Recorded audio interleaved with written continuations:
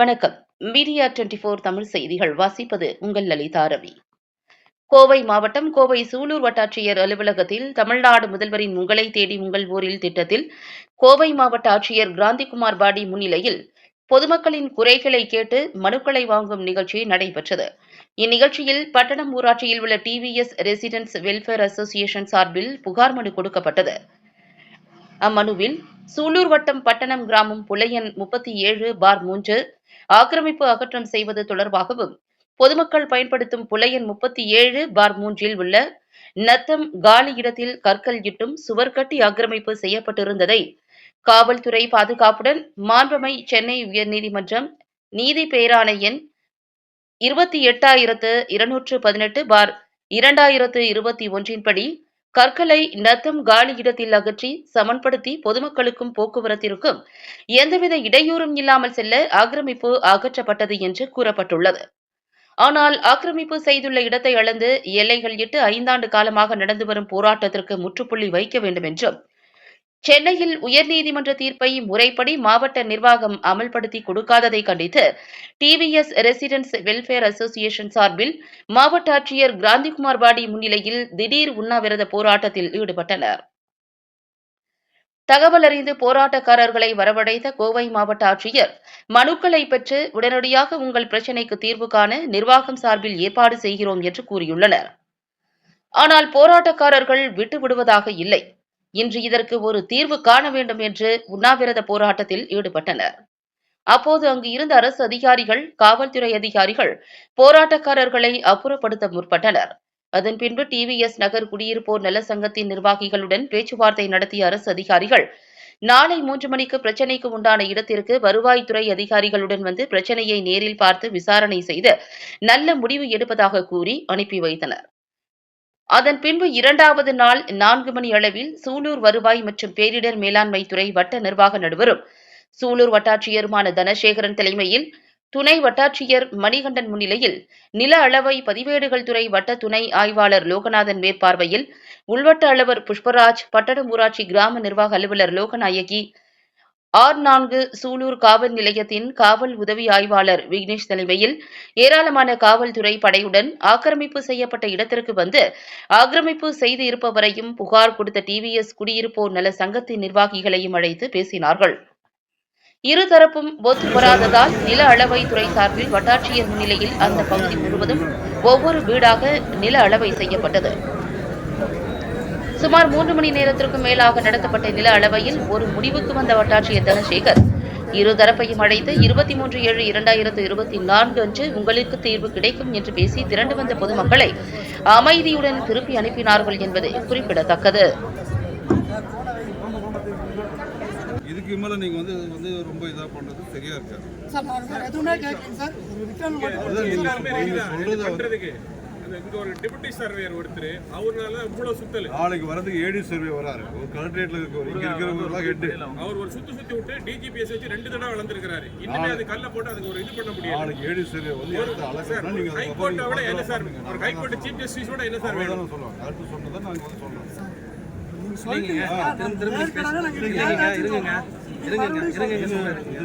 இது வந்து இவ்வளவு நேரம் பேசியாச்சு. சரியா? திரும்ப நீங்க ட்விஸ்ட் பண்ணி பப்ளிக் வந்து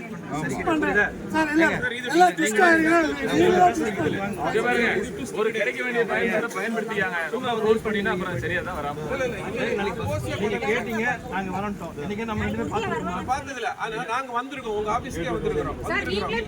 பார்க்க முடியல. சொல்லியாச்சு இல்லம்மா, சொல்லியாச்சு இல்லப்ப. நாளைக்கு வந்து அனுப்புறோம்னு சொல்லி திரும்ப முடியாத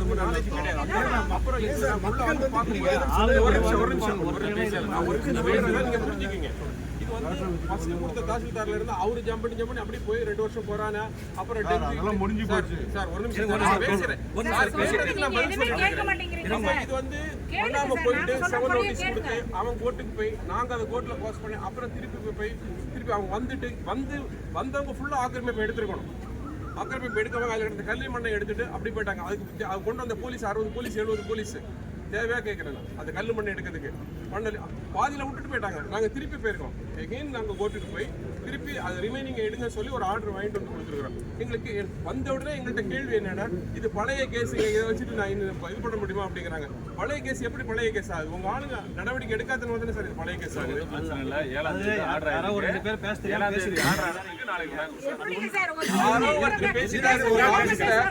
ஒரு ஓஎஸ் பேசிட்டாரு வச்சுக்கோங்க, ஆபீஸ் அசிஸ்டன்ட் பேசிட்டாரு வச்சுக்கோங்க. இப்போ வந்து போக சொல்லியிருக்கிறது டிஸ்ட்ரிக்ட் லெவலில் இருக்கிற ஹையஸ்ட் போஸ்ட் அதுதான் சர்வேல.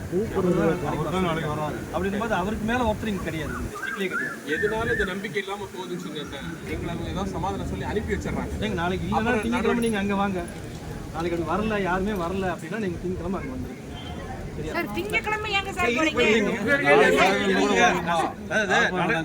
நீங்க கேட்கறதால சொல்றேன், நாளைக்கு வராங்கன்னு சொல்லியாச்சு.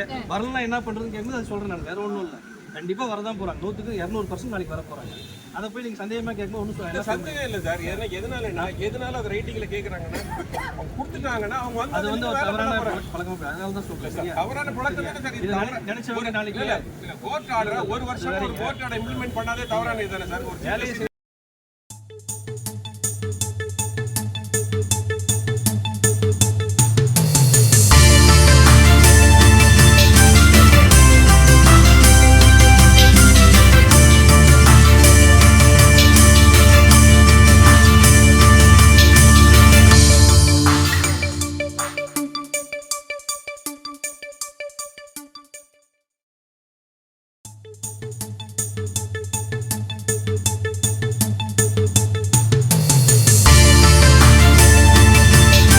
ஃபஸ்ட்டு மார்க் பண்ணி இது ஆக்கிரமிப்பு இருக்குன்னு அந்த இடத்த கல் கட்டி ஒரு ரெட் கலர் பெயிண்ட் அடித்து கல்லை நிறுத்தி ஆகும்.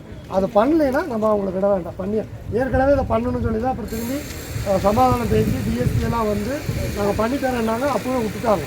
இப்போது நீங்கள் அதை இடிக்கிறதுக்கு போது ஏன்னா இன்னைக்கு இடிக்கிற மாதிரி சொல்லலை. இருக்குது ஃபஸ்ட்டு மார்க் பண்ணி இவ்வளோ ஆக்கிரமிப்பு இருக்குங்கிறத அந்த செக்ஷன் வரைக்கும் நீங்கள் கல்லை ஊனி கொடுத்துட்டு அவங்க என்ன வேணால் பண்ணலாம். நம்ம நகரவே வேண்டாம். இதுதான் நம்ம முடிவு. வந்து இடிக்க மாட்டாங்க, அவனுக்கு டைம் கொடுப்பாங்க. நமக்கு கல்ல ஊனணும் ஆக்கிரமிப்பு இதை பண்ணி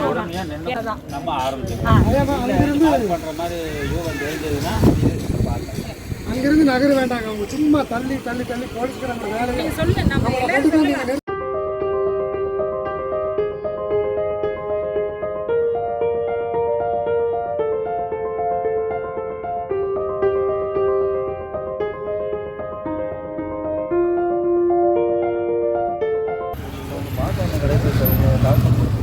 ஒன்றும் இல்லை சார், இந்த இடம் வந்து 2010 இடம் 2014 நான் வாங்கியிருக்கேன். பள்ளிக்கடை வச்சுருந்தனால ஒரு 10 இடத்த விட்டு வியாபாரத்துக்காக விட்டுருந்தேன். அதனால் வந்துட்டு ஒரு இது பண்ணி சொல்லி அந்த இடத்த ரோடு காமிக்கிறதுக்கான எனக்கு தெரியாது சார். அது திடீர்னு பிரச்சனை பண்ணி வந்தாங்க. இவங்க எல்லாம் சேர்ந்து வந்து கடைகளைலாம் அடிச்சு வந்தாங்க. அப்போ நான் இதுக்கு என்னோடைய டாக்குமெண்ட் எல்லாமே காமிச்சிருக்கேன். சர்வே வந்து கிளம்புங்க சார். அது வந்து எனக்கு இடம் இருக்குது. எல்லாம் கொஞ்சம் 10 மீட்டர் எழுதி அவங்களுக்கு திருப்பி எல்லாம் பொறுத்து போயிட்டு விட்டுட்டாங்க சார். அதை அதுக்கு நடப்பாக போட்டு சார். சிம்பிளாக என்னென்ன சைடு ஹைகோர்ட்டில் போட்டு திருப்பி அமைச்சர் கேஸ் போட்டு கோர்ட் வந்து அளவு கொடுத்தாங்க. கமிஷனர் போட்டு அளந்து எல்லாமே டாக்குமெண்ட்டு கேஸ் நடக்குது. ட்ரெயின் ஸ்டேஜ் அடுத்த மாதம் ட்ரெயின் அவர் 2 வாய்தா வாங்கிட்டு ட்ரெயின் ரெக்கார்ட் வெயிட் பண்ணிட்டு சார். என் பேரில் எல்லாமே இருக்குது. நான் பொறுமை இருக்கேன். ஒவ்வொரு டைம் அவங்க தான் வந்து அடிக்காங்க. இந்த பாலம் 2016 போட்டாங்க சார். இது வந்து தோட்டமாக இருந்துச்சு சார். அந்த இடம் 2014 பாலம் போட்டாங்க சார். பாலம் போட்டவங்க கேட்டதுக்கு நாங்கள் அதுக்கு போல தண்ணி போகிறதுக்கு போட்டோம்னு சொல்லிட்டாங்க சார். கடைசியாக என் இடத்த காமிச்சு வச்சுருக்காங்க. 30 அடி ரோடுன்னு சொல்லி சார். நான் எல்லாமே வச்சு ஒத்தையில் போராடேன் சார். இவங்க எல்லாருமே வந்து என்ன அடித்து மனம் வச்சு பண்ணுறாங்க. நான் என்ன சார் பண்ணேன்? உங்களை பல தாசில்தார் அடிச்சு 5 வருஷமாக ஆகிடும் சார். எல்லாருமே வர்றாங்க, என் இடத்த அளந்துட்டு இதுவரை இடம் இருக்குது அப்போ பார்த்துக்கலான்ட்டு போயிடறாங்க சார். அவங்க எல்லாம் சேர்ந்து வந்து 50 பேர் இருந்துச்சுனால என்னை யாருமே கேட்குறதில்ல சார். என் ரெக்கார்டையும் பார்க்கறதில்ல. 5 வருஷமாக போட்டுக்கு அதுக்கு அழைச்சி கடையை விட்டுட்டு 2 பிள்ளைகளை வச்சுட்டு ரோட்டுக்கு அழைச்சி வெளியூர்காரன் சொல்லி ரொம்ப இது பண்ணுறாங்க சார். நான் என்ன சார் பண்ணுறது? நான் என்னோட இடத்த அளந்து கல் போட்டு கொடுத்துங்க, நான் எவ்வளோ ஆக்கிரமித்தாலும் இடிச்சுக்கவேன்னு சொல்லிடுறேன் சார். இதுக்கு நான் என்ன சார் பண்ணுறது? 30 அடி ரோடு இதில் இருக்காங்க சார். எப்படி சார் இது போக நான் கஷ்டப்பட்டு வாங்கி சம்பாதிச்சு வாங்கின இடத்த எப்படி சார் நான் கூட்டிட்டு போக முடியும்?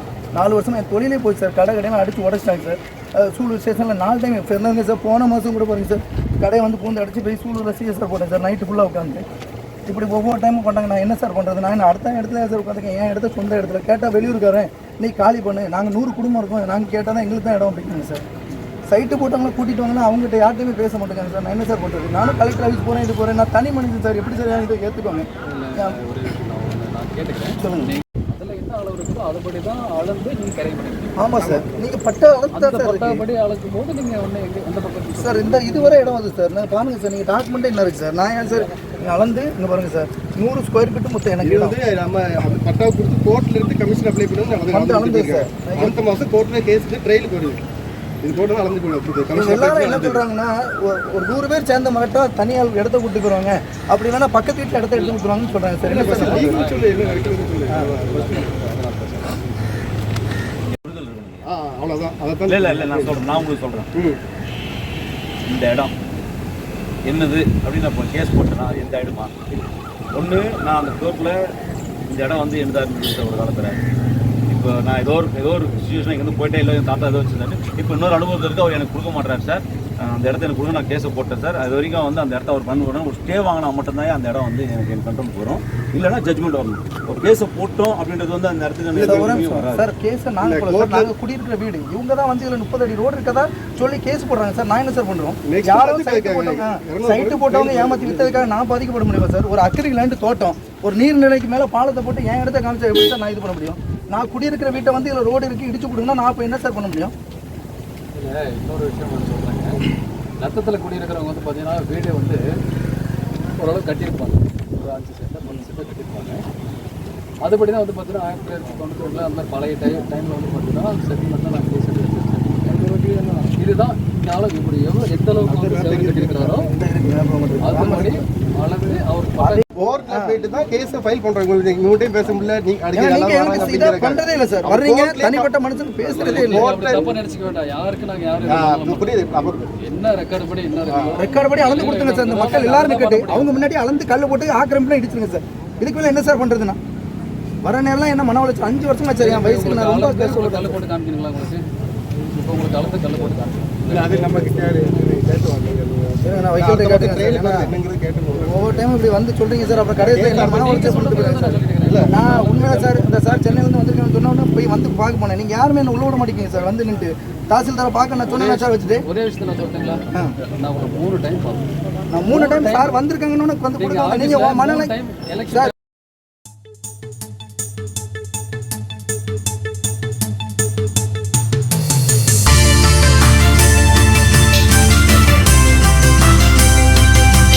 நாங்கள் ரெடி பண்ண முடியும். நீங்க இப்படியே இருந்தீங்கன்னா நீங்க இப்படியே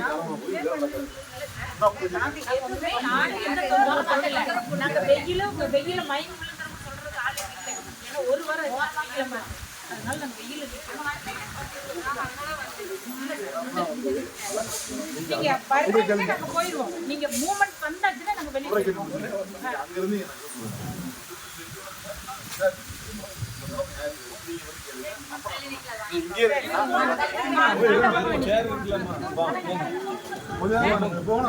பேச்சுக்கு மரியாதை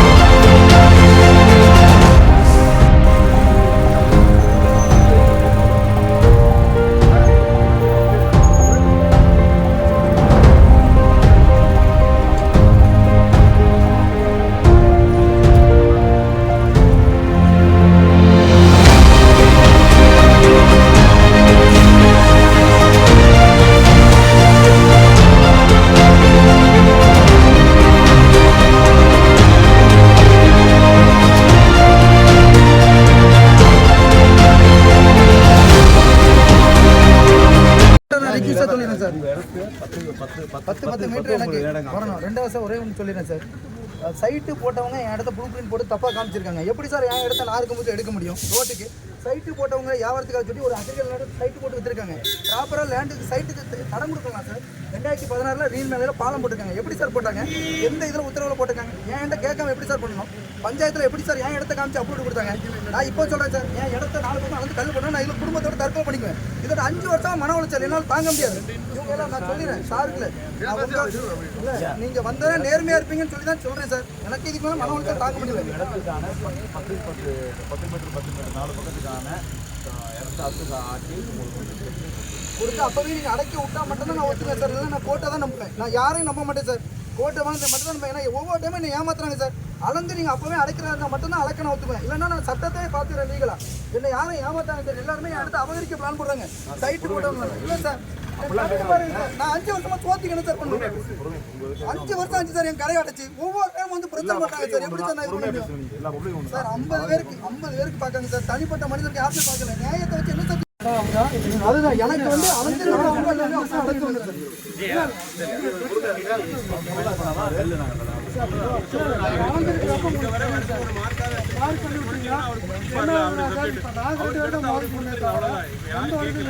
அவருக்கு அவர் சொல்லிட்டீங்களா? எங்கிட்ட நாங்கள் பாட்டு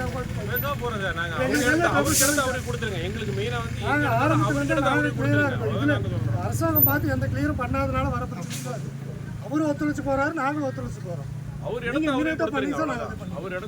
அதுக்கு அவரு தயார், நாங்களும் தயார். நீங்க சட்டத்தை நம்பினீங்க, கோர்ட்டு அவ்வளவுதான். கோர்ட்ல வந்து கோர்ட்டையும் நம்புறோம். அப்புறம் நீங்க அவ்வளவு அதை மட்டும் தெளிவா இருக்கு. என்ன தப்பா நினைச்சிட்டு பண்றாங்க? நாங்க வந்து நான் வந்தவனே ஒரு வார்த்தை சொன்னேன். என்ன சொன்னேன் உங்ககிட்ட? ஸ்கெட்சை பற்றி நான் உங்கள்கிட்ட வர சொன்னேன். என்ன சொன்னேன்? யாருமே ஸ்கெட்சு பிரகாரம் வீடு கட்டலை. இந்த இடம் வந்து நீங்கள் வாங்குறப்போ காலியாக இருந்தால் வீடாக இருந்ததா? அவருக்கு நாங்கள் இலவச வீட்டு பட்டா கொடுத்தோம் பாத்தீங்களா, அது பிரகாரம் இந்த இடத்தை கட்டவில்லை. இது நான் உங்கள்கிட்ட வந்து வந்தவனே சொன்னேன்னா ஸ்கெட்சு பிரகாரம் அவர் வீடு கட்டலை யாரோ. அது இப்போ அளந்து பார்த்துட்டு ஊர்ஜம் பண்ணிட்டாங்க. ஆனால் உங்களுக்கான 10க்கு 10 இடம் என்னன்றது இப்போ நான் வந்து நாளைக்கு காலையில் சர்வேயர் கொடுக்குற ஸ்கெட்சில் எனக்கு தெரிய வரும். அதை வச்சு உங்களுக்கு வந்து அத்து காட்டிடுவேன். அது வரைக்கும் தயவு செஞ்சு யாரும் சண்டை இல்லாமல் ஒரு இந்த 2 நாள் 3 நாள் கொஞ்சம் அமைதியாக இருக்குது. அவ்வளோதான். புரியுதுங்களா ஐயா? உங்களுக்கான 10 இடம் நான் தரேங்க ஐயா. கல் போட்டு அத்து போட்டு காட்டுறேங்க ஐயா. அவ்வளோதாங்க ஐயா. சரி சரி, எனக்கு அவ்வளோதாங்க ஐயா. சார் அதே மாதிரி நான் சொல்லிடுறேன் சார். நான் அட்வொகேட்டை கேட்க வரேன்னு சொல்லிடுறேன். அட்வொகேட்டை லீகலாக பார்க்க இது பண்ண மாட்டேன் சார். அவங்க வந்து என்னன்னா சட்டப்படி எல்லா உரிமை நீங்கள் பயன்படுத்தாயா? உள்ள உரிமை இல்லைங்க. நீங்கள் வந்து அப்புறம் அவங்க ஏற்கனவே இல்லை சார். எல்லாரும் பிளான் உண்மையை சொல்லிடுறேன் சார். முன்னாள் விவோ ஒருத்தவங்க பணம் வந்து பக்கத்து வீட்டில் இடம் இருக்குது, பக்கத்து வீட்டில் இடம் இருக்குன்னு சொல்லிடுறாங்க. எனக்கு எங்கே இருந்தாலும் எனக்கு பிரச்சனை இல்லை. எனக்கு என் இடத்த கல் போட்டு காமிக்கணும். பக்கத்தில் இருக்குது அங்கே இருக்குன்னு சண்டை போடக்கூடாது. 2வது ரெக்கார்டு படி இதில் தடமே விஐபினர் கிடையாது. எப்படி சார் அவங்களுக்கு இவ்வளோ தூரம் பண்ணிட்டு என்ன போட்டு இது பண்ணுறாங்க? இங்கே இந்த இடத்துல இந்த 4 வீடு இருக்கு பார்த்தீங்களா? இந்த 4 1 2 3 4 இந்த வீடுக்கு மட்டும் தான் தனியாக பட்டா கொடுத்தாங்க. கரெக்டாக அது தெரியுமா உங்களுக்கு? அந்த இடத்துக்கான 4 வீட்டுக்கான அத்து ப்ளஸ் கல் வந்து நான் இது ரோடு அது அந்த ஸ்கெட்ச் மேடம் இதுக்கு பின்னாடி ஒருத்தவங்களுக்கு இடம் கொடுத்து பார்த்து பண்ணிருக்காங்க. அவங்க எதுக்கு வீடு கட்டி காட்டுங்க. பின்னாடி வந்து இது இல்லைங்க.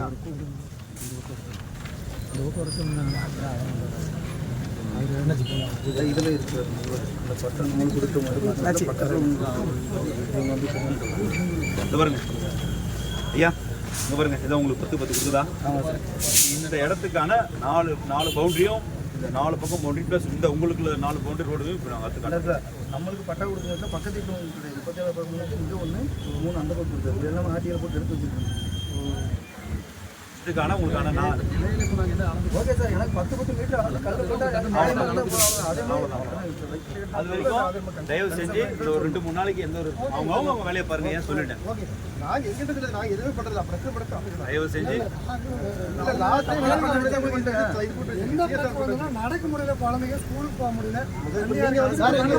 இல்ல சார், ஐயா ஐயா சார் இது ஒரு பேச திரும்பி பேசிட்டே இருக்க வேண்டியதான். ஐயா விடுங்க ஐயா நான் பேச வேணாம்னு சொல்லிட்டேன். அவ்வளவுதான். உங்களுக்கு என்ன எனக்கு பகையான ஐயா உங்களுக்கு 10 இடம் காட்டுறேன்னு சொல்லிட்டேன். அவ்வளவுதாங்க. தான் சொன்னோம். அவருக்குள்ள 10 நீங்க காட்டிட்டு அப்படின்னு சொன்னோம். அவ்வளவுதான் சொல்லிட்டோம் நாங்க. அது இப்போ உடனே இல்ல இல்ல சரி சார் அதான் சொல்றேன். சபாநாயகர் சொல்றதுக்கு நாங்க அக்செப்ட் நான் accept பண்ணிட்டேன். நீங்க சொல்றது accept பண்ணிட்டேன். பாயிண்ட குறிச்சு போயிட்டு அந்த கம்ப்யூட்டர்ல போட்டு தான் இல்ல நாங்க செகண்ட் பாயிண்ட் தான் பேசணுமா? முதல்ல அவருக்குள்ள 10 காட்டிடுங்க சொல்லிட்டோம் நாங்க. வேலை முடிஞ்சிச்சு இல்ல. அவங்க கலைஞ்சு போங்க. செவ்வாய்க்கிழமை வாங்க வாங்க பத்தி பண்ணிக்காத 10 அளந்து மாதிரி கவனிக்கோங்க. சரியா? சரி. மீடியா 24 தமிழ் செய்திகளுக்காக கோவையிலிருந்து எக்ஸ்க்ளூசிவ் ஒளிப்பதிவுடன் தலைமைச் செய்தியாளர் அதிரடி காளிதாஸ்.